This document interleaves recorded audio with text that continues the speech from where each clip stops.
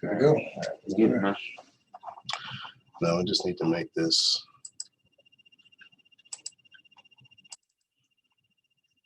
Be able to see this. I mean, as long as they can see us, I think we should be good. Right? Yeah, but I just want to make sure we're okay. At least that right there. Where is?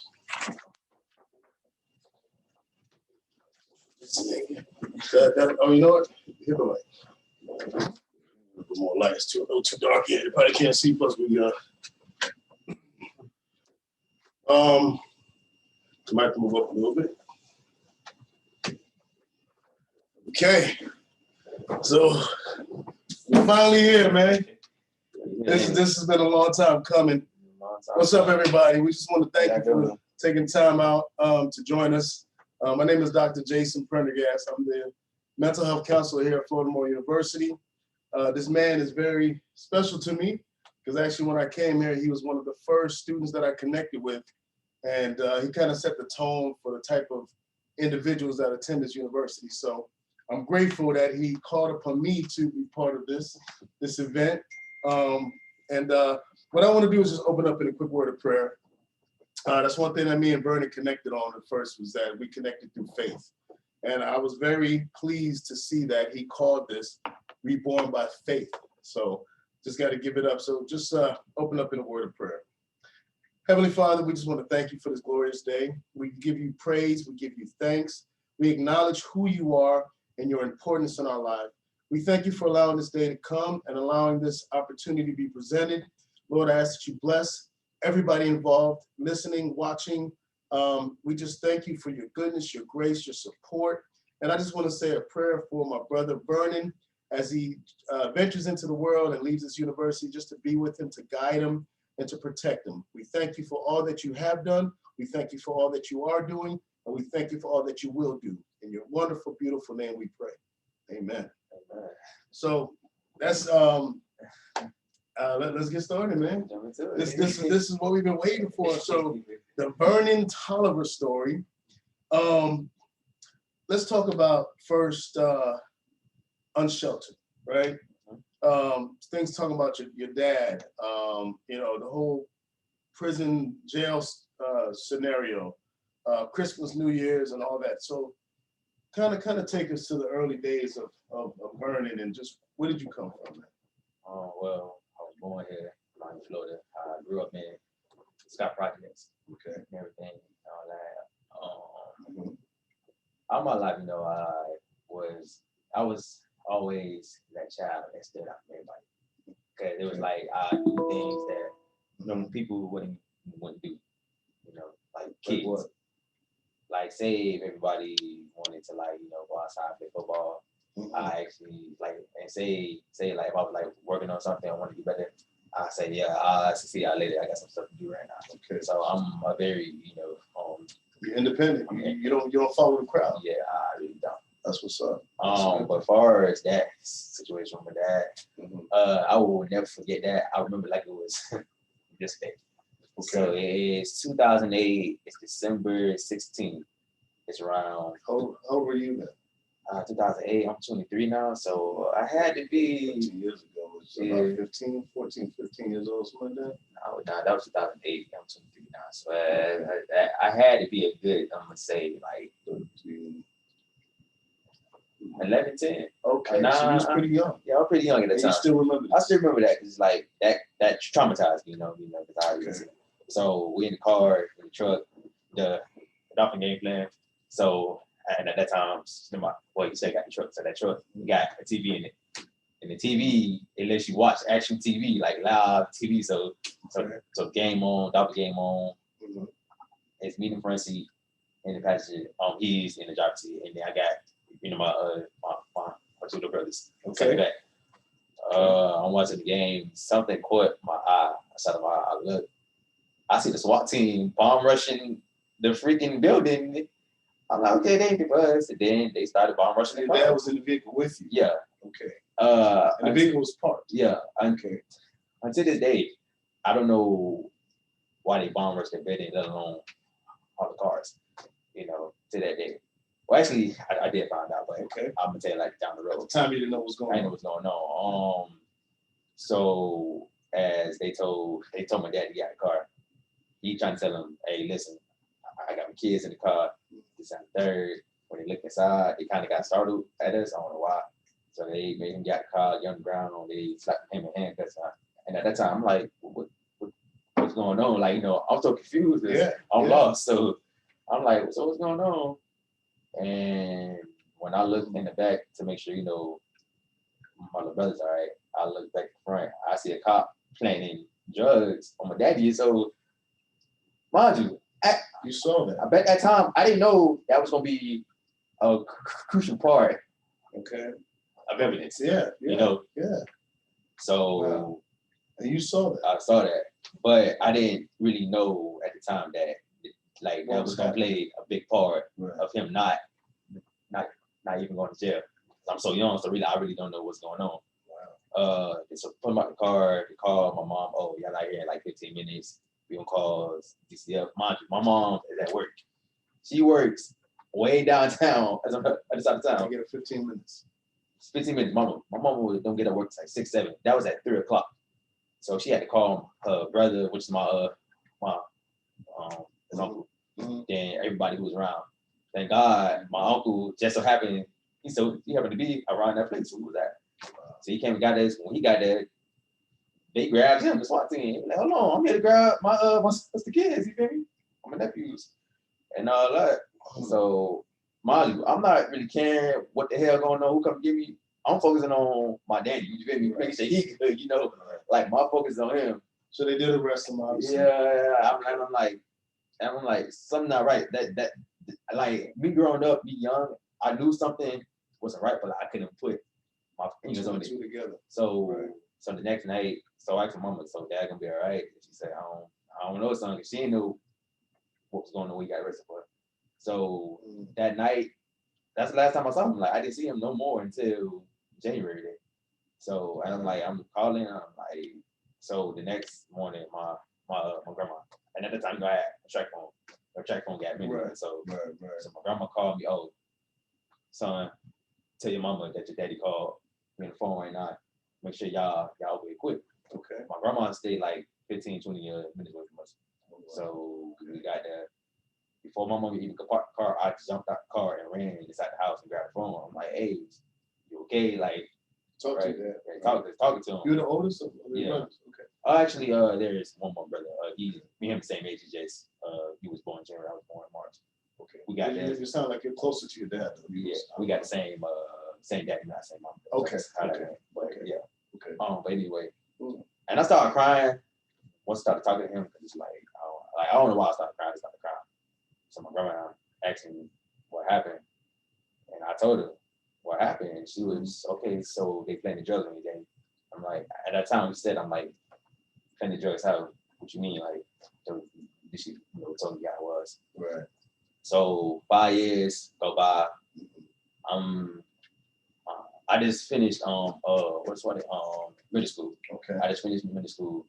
So your dad was locked up for 5 years? No. He was locked up for a month. A month. Then he came home. Okay. But it was like when he came home, it was like he wasn't the same person, Okay. Lost weight, all that. And that day I saw him, I didn't even know he was even out of jail because my grandma can't get out of school. Right. She took me to the house. So I couldn't even tell that was him because the beard grew out, the head grew. Yeah, lost weight. Different. It looked different. So you talked about court dates and not being able to visit him. Yeah, like my mama would, like for some reason she would not let me go to the court dates to see him, go visit him. She was like, son, I don't want you see him like that. I mean, it's hard for me seeing him like that. That's about the time they was married. Do you think it was possible that he told your mom that he did not want you to see him like that? I thought about it, but until this day, I never really talked to him about that. I never asked him about it. I don't like to speak about it, Okay. But now that I get older, maybe he did tell her that, Probably did. He probably did. Because I'm like, I'm like, why I can't go see him? Like, I haven't seen him since the day it happened. Like, I mean, I at least deserve to tell him like what the hell I saw, like. But you looked up to him, right? That was like your real life superhero when he was growing up. I wouldn't say superhero. I mean, just but did you look up to him? Was he? I looked up to him to just a certain extent. Because Okay. there's also some things he did that I really didn't approve of being his son, but Okay. to some extent I did approve of that though, you know. So talk about the first Christmas and New Year's. How was that? So that was kind of hard because that night before I stayed up, you know, the whole night. Mhm. I didn't get no sleep. Matter of fact, I like the whole time he stayed in jail that month, I was barely eating, barely sleeping, barely even attending different class. Every time in class, when she asked for something, my mind just didn't want to, you know, 'cause I was just worried about him, making sure he all right, you know. So you still remember that first Christmas and New Year's? You still remember that? I still remember. I remember that morning. I was in the living room. You know, yeah, I'm excited, but I'm not really excited. Like, I didn't really open up my gifts until like the next 4 or 5 days or so. Was It was that bad. Because normally, depressed, sad? because normally, you know, every time I open up gifts, he taking pictures of me doing it and everything. So it kind of wasn't the same. And then I remember he called me. He's like, so I heard that you ain't touched nothing yet. Presents. I'm like, nah, damn, it's still up on the tree. And like, well, you know, I got you everything, you know, that you wanted, right? I'm like, yeah, I know you did, but you know, normally every time I get stuff new, you be right there and you watch me play with it and everything. And around that time, that's when I started getting into like the video game. So the new Xbox 360 that came out, you know, I told him I wanted it. I knew I had it because you know he messed up and said something that I overheard him come say, oh yeah, I got something new Xbox. To this day, but he don't know I heard it though. I acted like I didn't know I had it. So, but yeah. So normally that's how I think. Like that's how we go on Sonic Park. Like we play games in prison, like so. And not to have that for the first time, it was different. Like you know, because you know, my mama she don't play games and she don't really do that type of stuff. So it was like, and my brothers they was too young to even know what that it was at the time. So it was like, hey, yeah, no, I can imagine that must have been difficult. Talk about staying with grandma, and there's something. What does being unchained mean to you? What does that mean? When I stayed with my grandma, that kind of woke up that monster in me, you know, because I was so pissed at every damn body. Like, he was angry. Not at my mama or my grandma. I was just mad at because the lawyers they weren't doing, you know, what they were supposed to do, their job.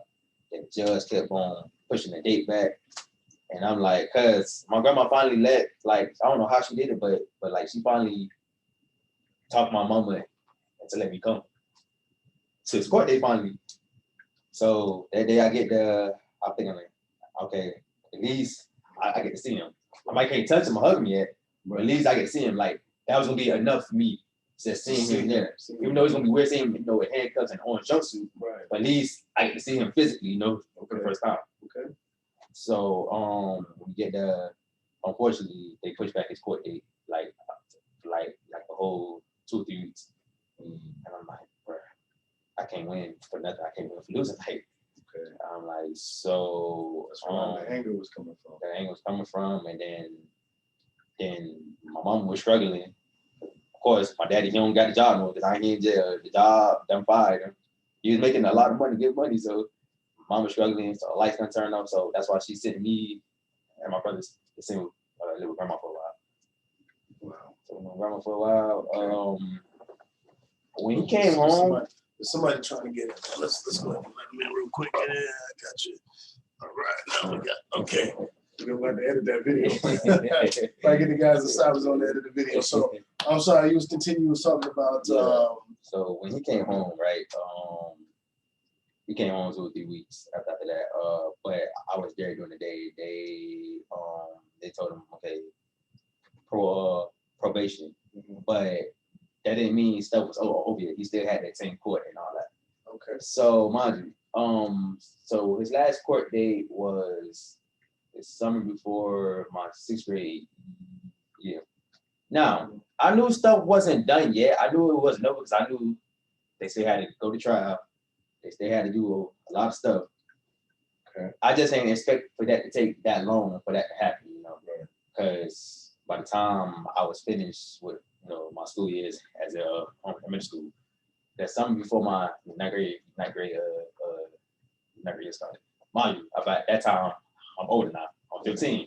Okay. I'm 15 now. I don't forgot about it. What had happened. I forgot that the day happened. Like so much stuff that happened within them 4 to 3 years.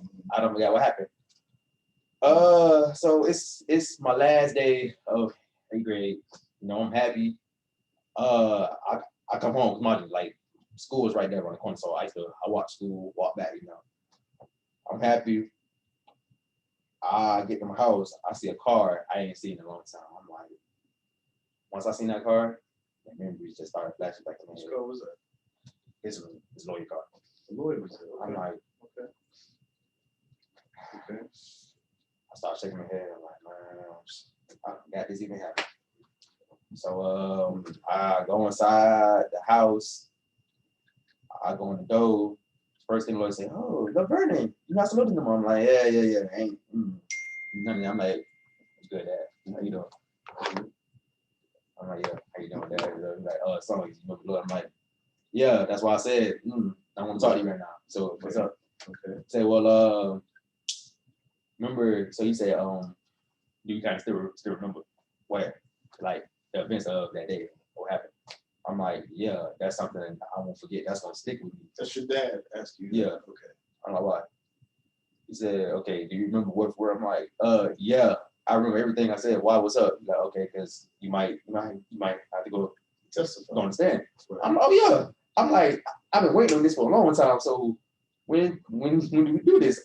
Oh wow. At that time, okay, I'm all happy now. I'm like, okay, I'll get there. You maybe put this away. All the rest, you know. Mm-hmm. Now the catch to it was they wanted me to lie, right? Mind you, this like a week later, right? So remember Dad go downtown, so we had to go to the office. Okay. We had to go in this room. Well, when my dad just stayed outside, I had to go in the room. It's one of them rooms we see like when first interrogation room. Yeah. And mind you, so like they are taking me, they think I'm scared. I'm like,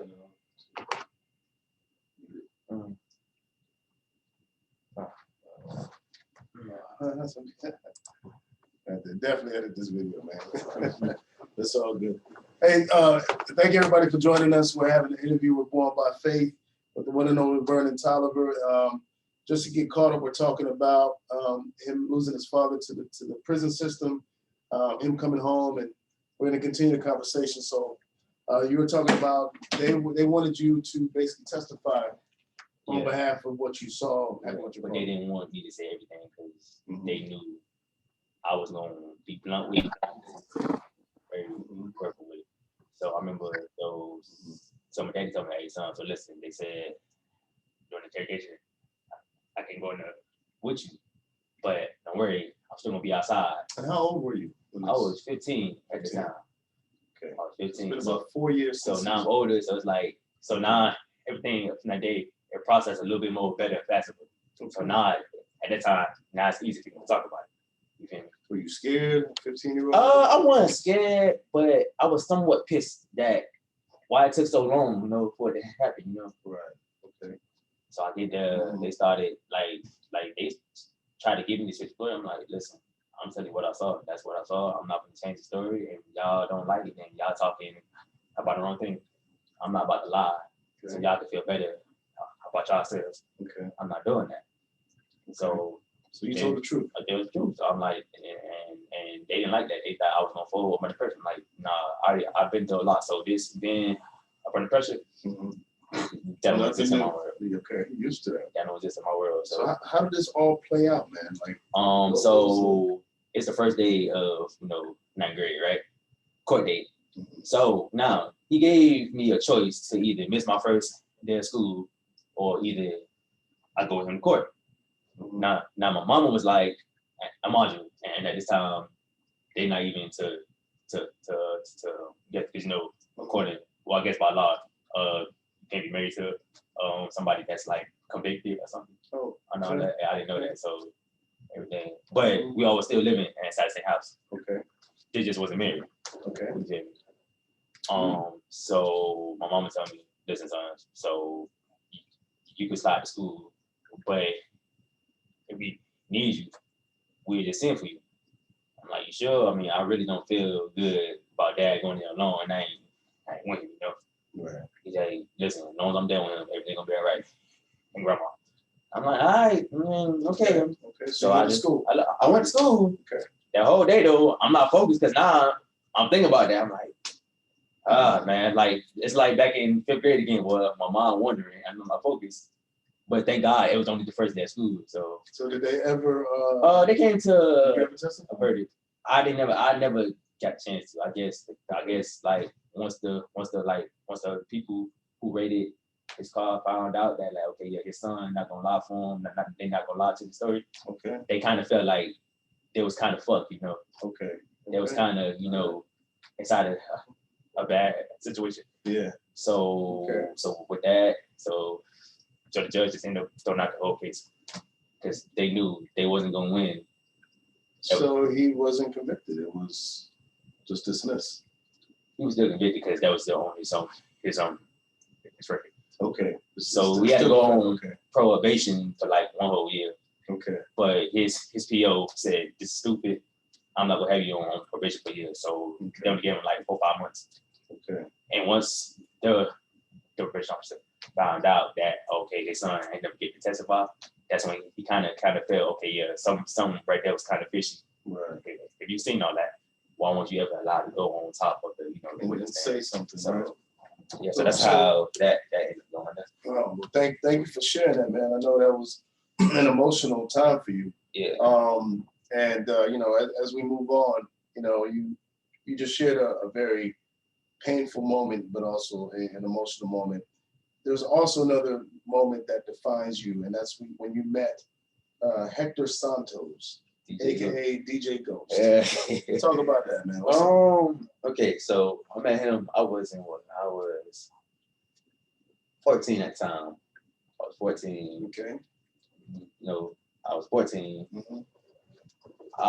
That's when I had just started getting into that life of dance. Well, I was getting back to life of dance. Okay. Like I said, you know, around that time, you know, my school I attended at that time, we didn't really have no activities or dances going on.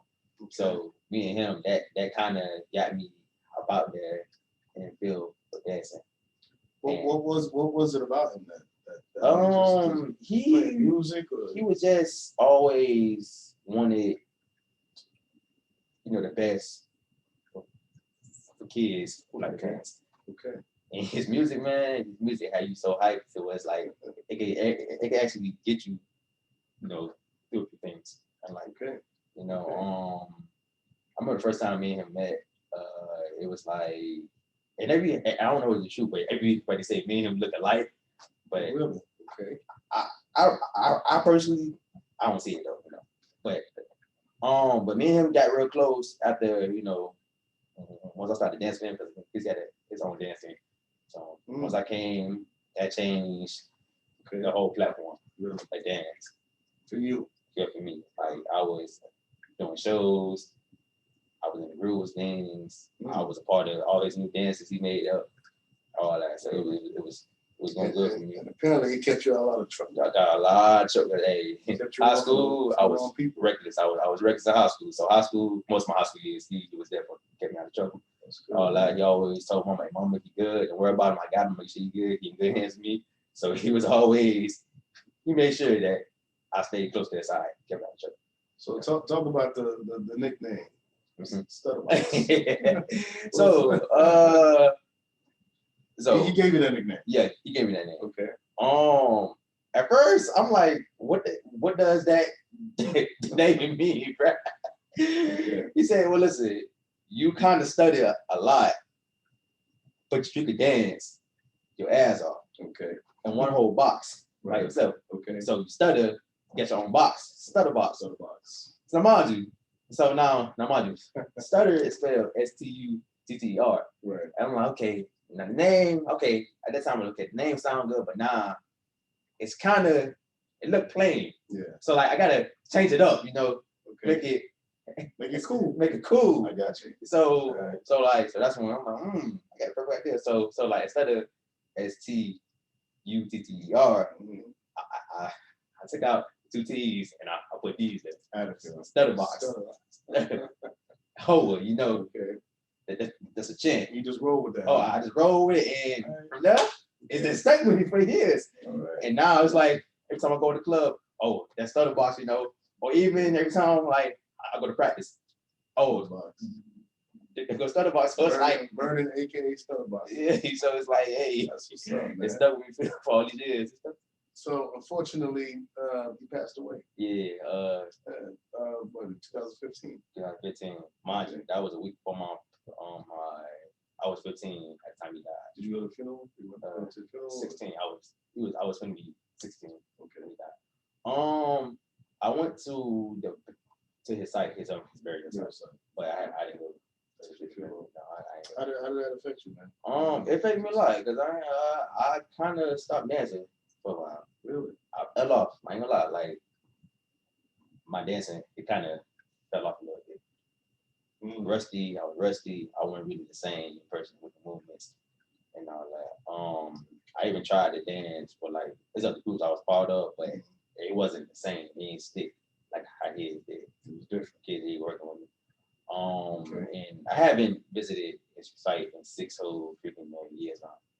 It's like I don't know what it is. Is that something that's keeping me away from her? But then again, it's like I know eventually I'm gonna have to stop running and eventually go and see him.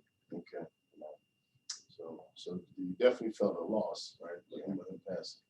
But I guess the next stage for you kind of took us to where we are today. Yeah. You know, college, man. You know.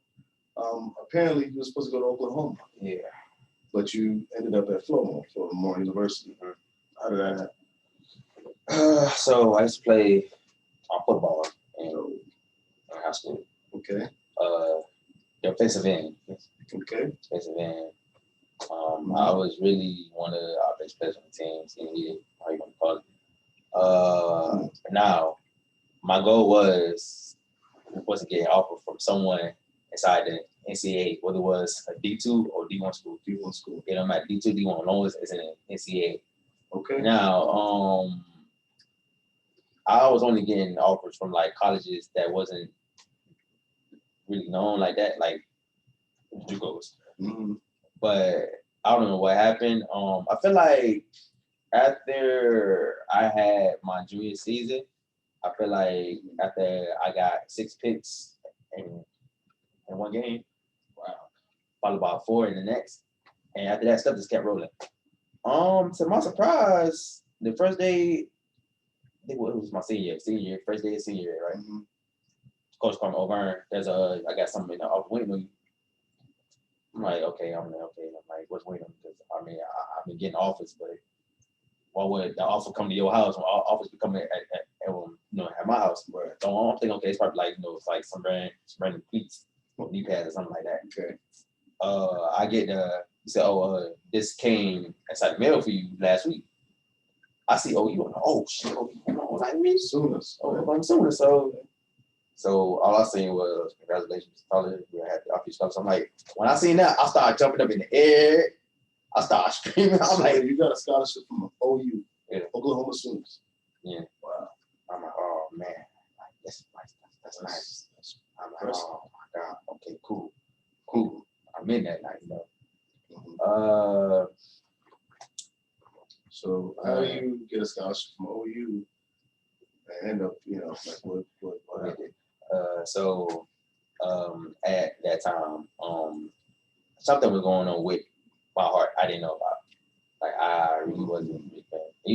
As men, we tend to ignore things because we always say, I'll be all right. It'll be all right. It's just a little pain on temporary. Okay. Yeah, all right. So I had enlarged heart. Oh, really? Yeah. Okay. What was it? That was detected when? That was detected after I went to go. I visited them. So you did a physical. Physical visit with them. They detected you having a large heart. Yeah. Okay. At that point, did they pull the scholarship? They didn't pull it at that moment because they had hope things to get better because I was healthy, and as a report, I didn't have no issues all 4 years there. So it was like, okay, cool. I'm. But my asthma started to kick. it kicked in. Mind you, my heart got better. It went back to its normal size, regular size, and then I've been all right since. But then my asthma, it sized it, you know, it wanted to make it return. I haven't had no asthma problems. Well, I was like 6, 7 years old. Wow. And it's like about the damn near 10 years, I got to deal with this now. Again, like, so that was too much at that point. Yeah, to continue that. Oh my God. So I mean, the only thing I really had love was Romo, because fam, they wasn't really responding to me. I don't know why. I mean, I don't know. Now, when you say you FLOMO, I mean, was it to still play football? No, it was just to go to college. Yeah, it was just to go to college. Okay.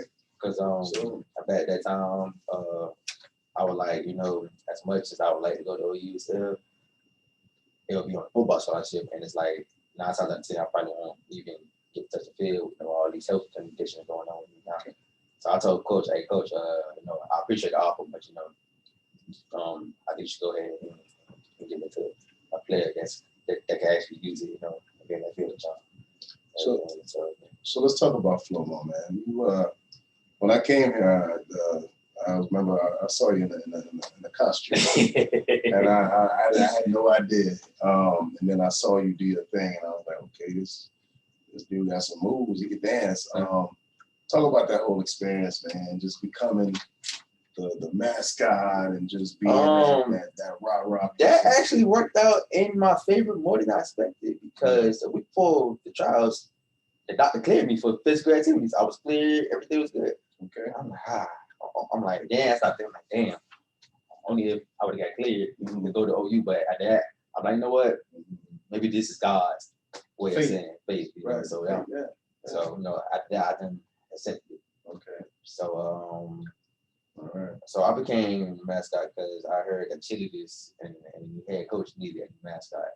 Okay. And you had to try out. I had to try out. Okay. It was easy. Yeah. I mean, but my dancing was still shaky. I was still rusty. So I only did enough to know, okay, I'm gonna look good doing this. Okay. So like it's certain stuff I didn't do because I know I didn't look good no more like I did once. It was rusty, like you said. I was rusty. So I did that, it stuck. I didn't know that was gonna lead to me being a mascot for 4 years straight. Yeah, you know, so that was a good experience overall, right? Overall, being part of school pride and all that. That's awesome, man.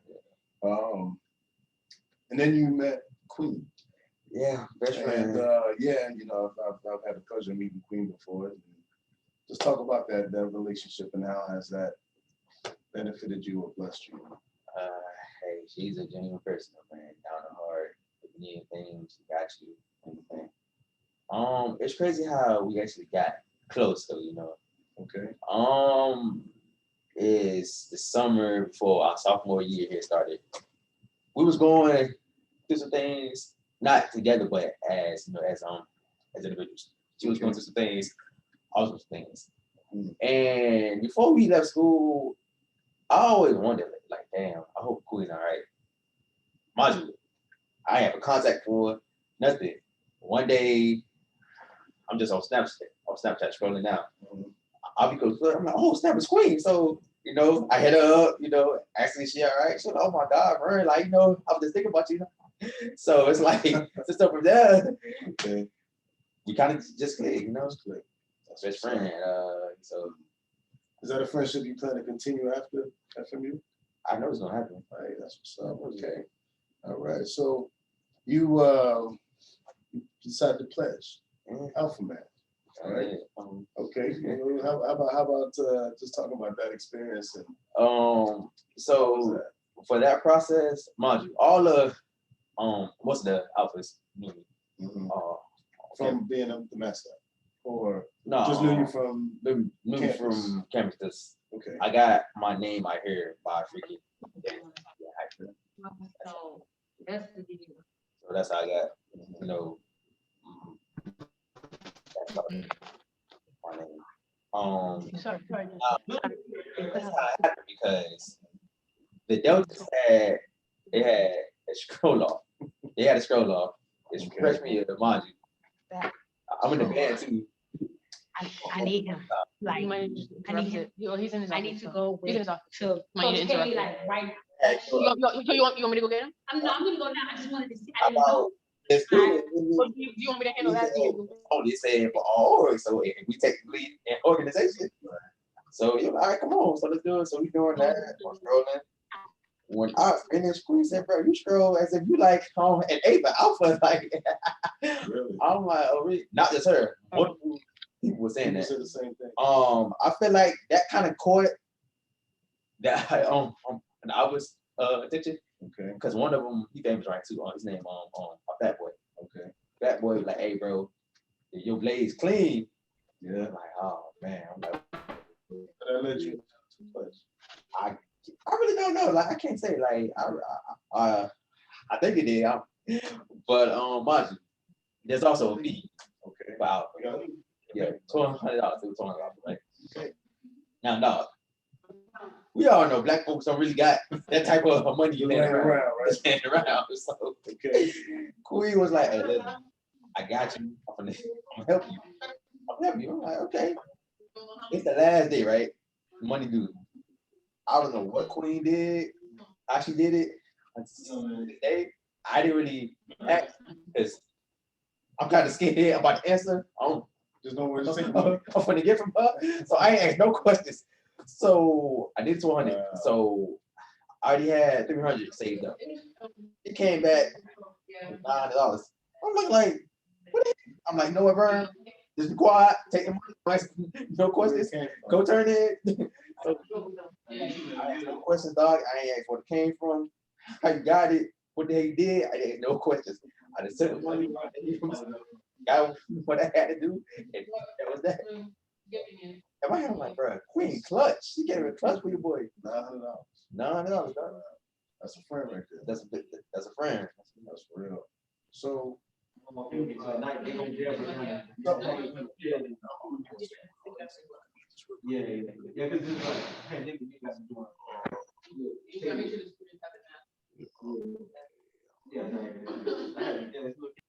Okay, so here we go. So we talk about, after you pledge, I know you formed a brotherhood with being an alpha, with your brothers, but even that didn't keep you from getting into a dark place.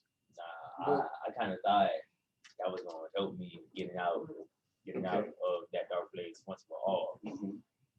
But turns out, only thing I really did was brought out the fucking beast in me even more. Mm-hmm. Not a bad way, but in also a positive way. But still, you talk about Queen helped you to unlock your inner elevation. What does that mean?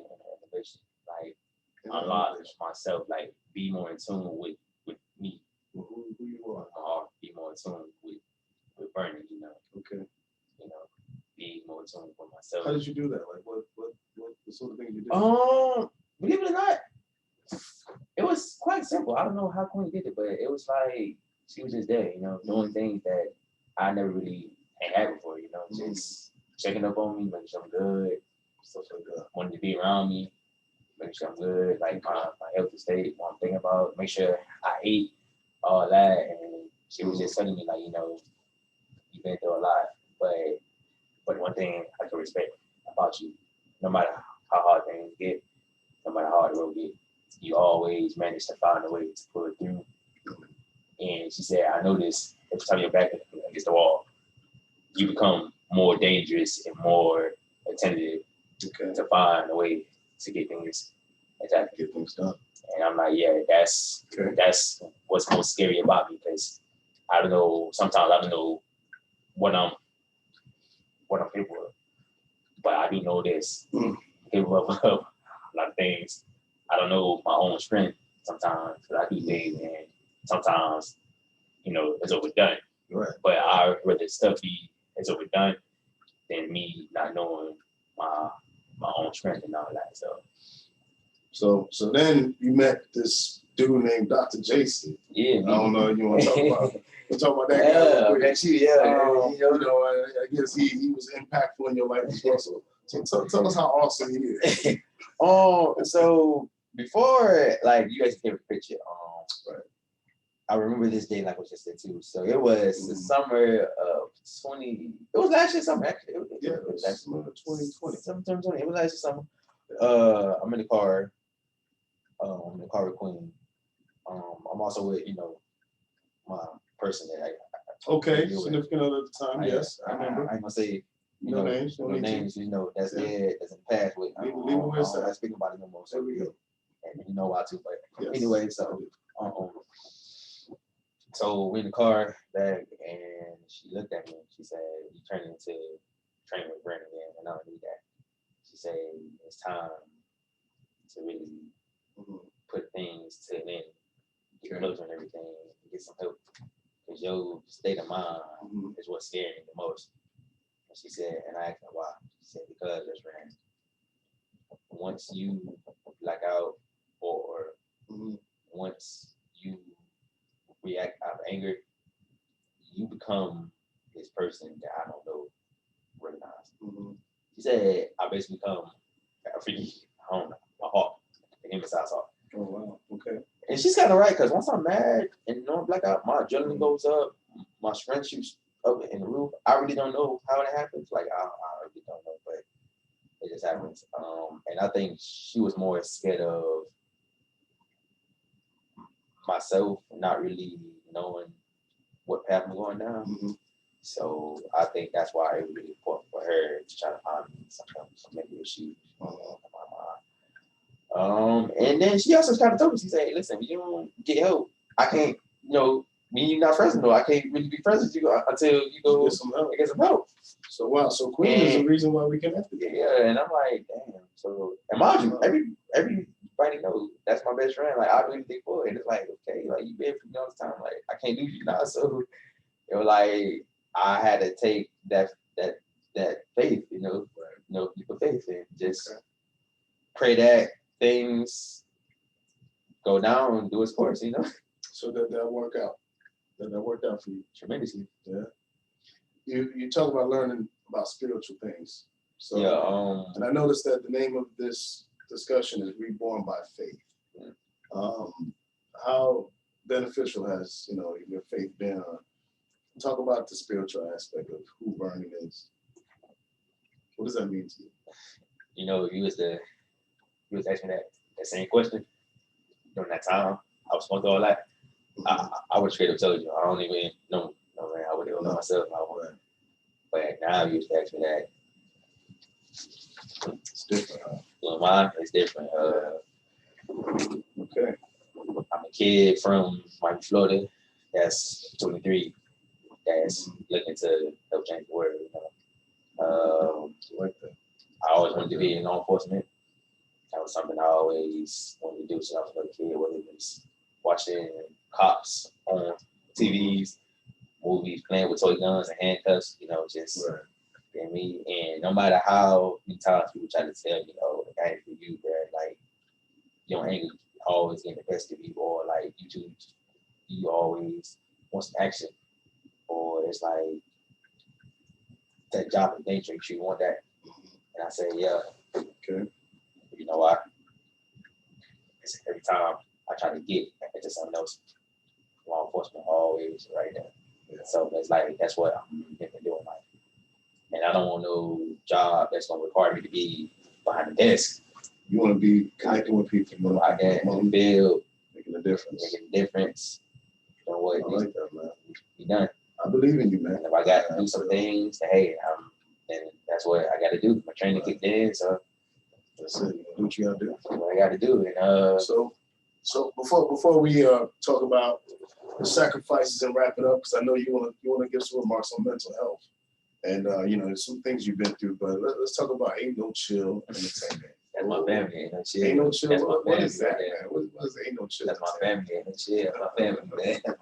Talk about that, man. New dance family. What is that? Ain't No Chill. They've been around since December 13th.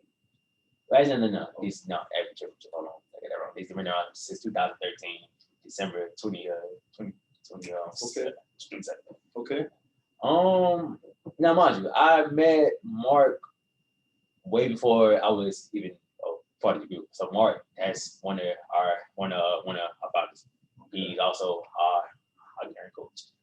Okay. I met him before, but like we haven't really talked about it. And what led me to him, it was like I don't know what happened. It's like once we started this year, this brand new year, I don't know what came up over me. Okay. I just remember this talk me you had back in the fall semester. Okay. And you said once I'm ready and I'm up for it, I got to start doing stuff that I used to do. That once made me smile, happy. Yeah, I remember made me this same person. Mm-hmm. You know, only thing that really came in my mind was dancing. I'm like, but I'm not the same dancer I was. Like I don't even know if I can do the same things. But you know, prayed about it. I'm like, you know what? I'm going like it's time for Vern to bounce back. Okay. Somehow, some way. So so there's a band dancer named Spirit. Mm-hmm. She's a band dancer. She actually told me that, you know, that about it. She was like I've been in, but she was telling me, yeah, they take new folks, new people. She said, talk to Mark. I'm like, oh yeah, I forgot about Mark. I haven't talked to Mark in four freaking years now. So, okay. But I still had his Facebook, you know, and Instagram. So when I went to it, hit him up and let him know, hey, I know y'all ain't seen me in a long time, but now you told me about y'all having new people, and I was like, hey, I'm ready to bounce back inside the game. Is what I love doing. I'm gonna say about 5 minutes after that, he told me what to be at, time, well, all black. That was the next day following. That was the next day I had to be there. So I'm going there. I start the car. Only thing I'm thinking of is getting back into it, get back to who I used to be. You know, once I got there, I've been in the house before. I'm like, oh shit, I've been before. Like it's what Mark had his school party at, you know. So it was actually awesome. So I get there before I could even get towards the gate. Mark already is at the gate waiting on me. Like as if he had like a smile on his face, as if now he didn't say nothing. He said what's up, but it was something about his smile. It was like he was happy to know. Okay, the famous stutter box came back. It came back in action, and I'm gonna be the one who helped him get back in action. Okay. My first day of practice, I met Jasmine. I met Mark again, and then also I met my little homie, Fredo. Okay. Fredo, he's this kid that's always ready to take off, is energetic, and all that. So I love him though. My little brother right there. I love the whole team actually. So and everything, the whole family. So ain't no chill. It helped you get that mojo back. That mojo back. It's like I was back. It was like I was back to the point where my mom was at peace with everything now. Okay. Now I'm back to who I was years ago. I don't got that. You know, I'm no longer inside that dark place. I'm not hinged. My chains no more. Chains broken. Like instead of box, you on top, back on top. You with a new fam. Okay. And then during my time there, I met somebody. What you know about too? I took about yeah. So that's another blessing that came out of that. Yeah. So her name is Butterfly. Butterfly's her name. Butterfly's her name. Oh boy, here we go. So yeah, man. So I know you've been through some things, right? And you've been down, you've been up, and right now you're finishing a long journey, man. You're about to get your degree, man. Congrats, everybody. Congrats, man. This is a big moment right here, man. I know your family's proud of you. I know your friends are proud of you. But most importantly, I hope you're proud of yourself. And and to talk about what do you want to really say as far as the sacrifices, the things you've been through, any regrets? Sometimes we're in a dark place. It's not until we get into the light do we actually appreciate the darkness.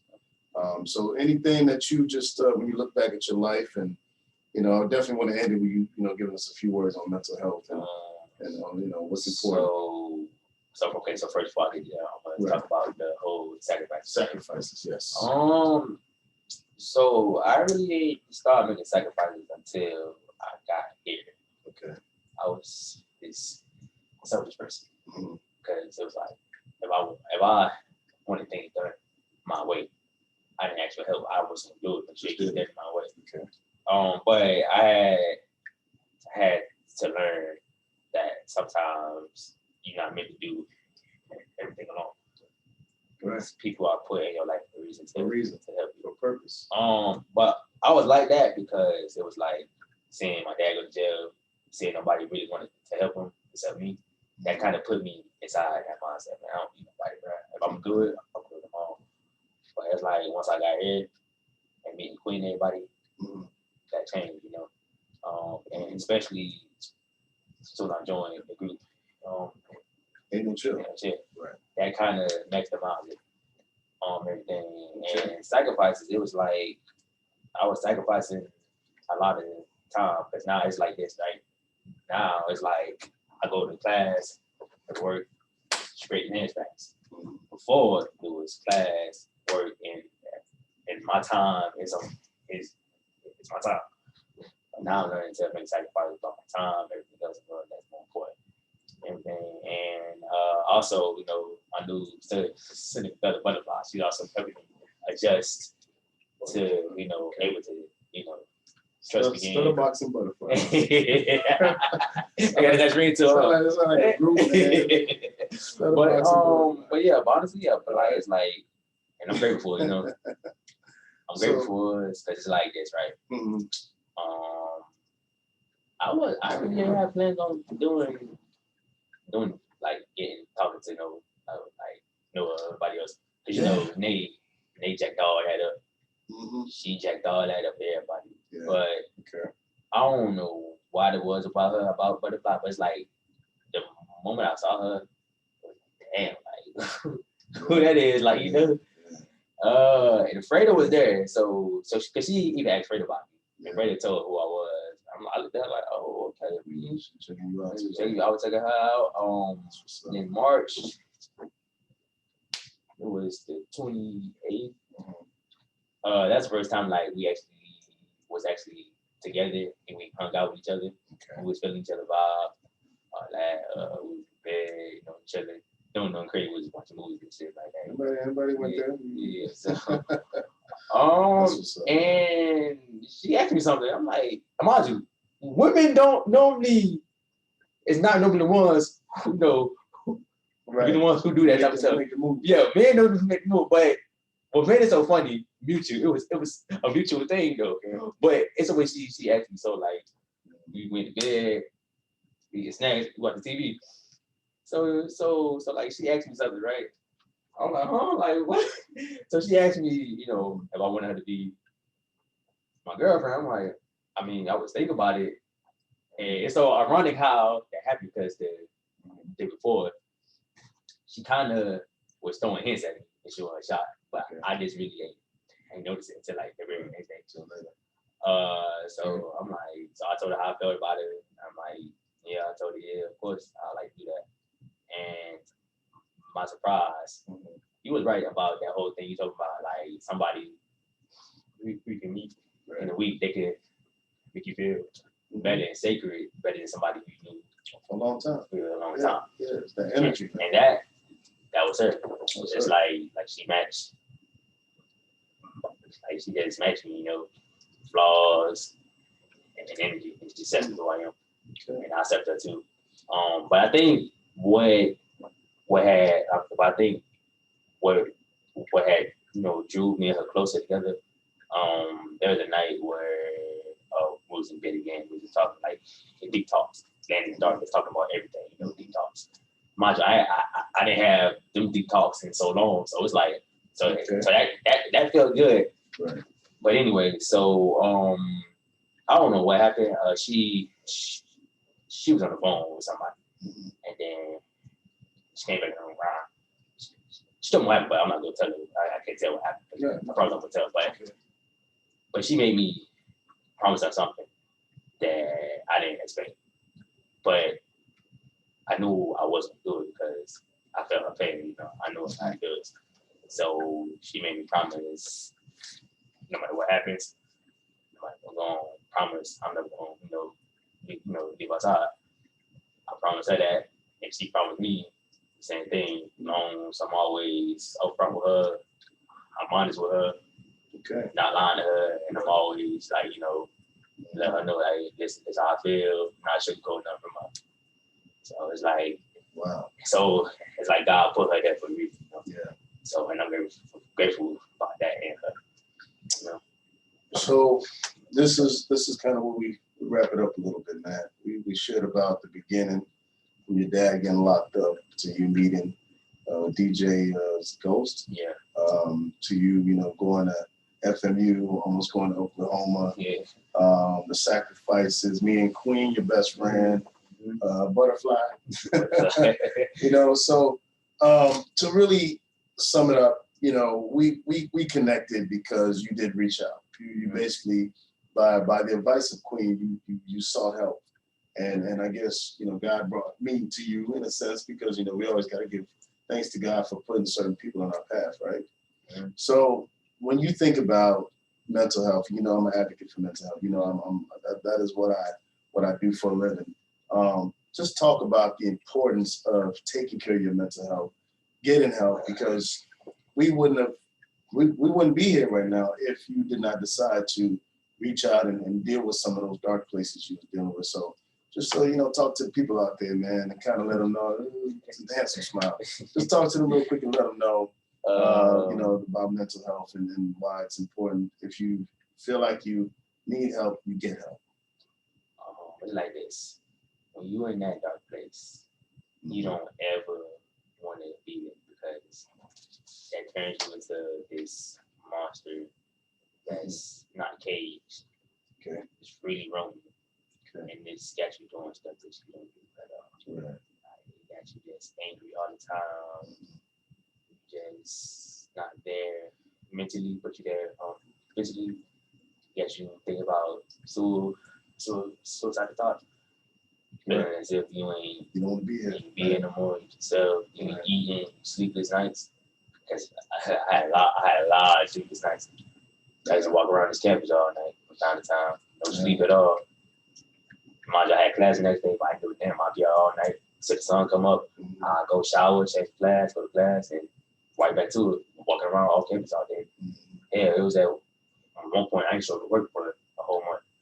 But because you was in a dark place. I was in a dark place, but to my surprise, they never fired me. They were like, once you come back to work, just come back to work. So that's good, man. So it was like, I was glad that Quinn kind of told me to get help. Because I really didn't know the path I was at. Yeah, man. I really didn't know. And being me, I would have probably did something stupid one day, and hey, one day I'm here, the next day I'm 6 feet inside the ground. I remember that. I remember this conversation with you, man. And just glad that you persevered and you started taking care of yourself, putting yourself first, and a lot of self-love and stuff like that, man. And myself again, you gotta find value in yourself. So gratitude. Oh, yes. Gratitude. Yes. Great gratitude. You told me to find gratitude in things. Yeah. Even the bad things. Yes. I believe once I started finding gratitude aside with bad things, changed. And I forgave each and everybody who burned me. Yeah. And did me wrong. I think that's when the change took place, man. I think that's when the real me awoke about that dark place. Yeah. I was ready to take on all evil from both sides of the world. So it was like, that's good, man. With everything you got. Yeah. And right now, I stand before you, a man that's, the Reborn By people. My brother. Ladies and gentlemen, the one and only Vernon Tolliver, aka Stutterbox. I didn't know that till today, but just say thank y'all for joining in. We're gonna actually chop this video up and put it on social media because I think he has a story that a lot of us can relate to, of just being in a dark place But just looking back at the situation and being grateful for everything and everyone that came into his path. So this is it, man. We're gonna sign off. Any closing remarks to the masses out there real quick before we get up out of here? Yeah, so a lot of people wanted to know where I got that far from. The walk me part. So there's a song. Okay. It's called "Walk for Me" by Joe Budden. Okay. And then those lyrics, they describe me up so well. So it's like that song was perfect fit for this event. Cause it's like I'm born by faith, but now it's time for y'all to come and walk with me. They just walk with me and understand why I was born by faith. So come take this journey with me, take this walk, and come find out why I was born by faith. You know. Yeah. So it's like, you know, I would want y'all to know. Okay. And the people who are always asking why I'm always going for walks around campus. It's good. It heals, you know, the soul. I heard about that. I heard about your walks, man. It heals the soul, you know, it kind of clears your mind and it cleanses you, you know. Like if you out there in the world with nature, you're free, you Helen, that sun and everything. So that kind of helps you become a better person. And now some people they was kind of skeptical about it first, but it's a song walk. So again, you want to make something bad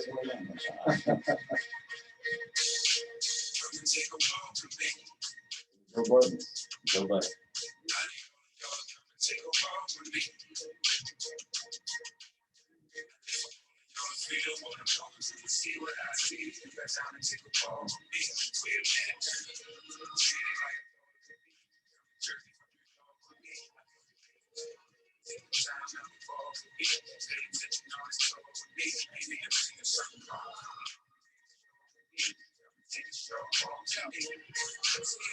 Things wrong with the way that I'm living, so come and walk with me. I just need a second opinion. I'll introduce you to my friends. I gotta see if you notice if they loyal or if they don't got no teary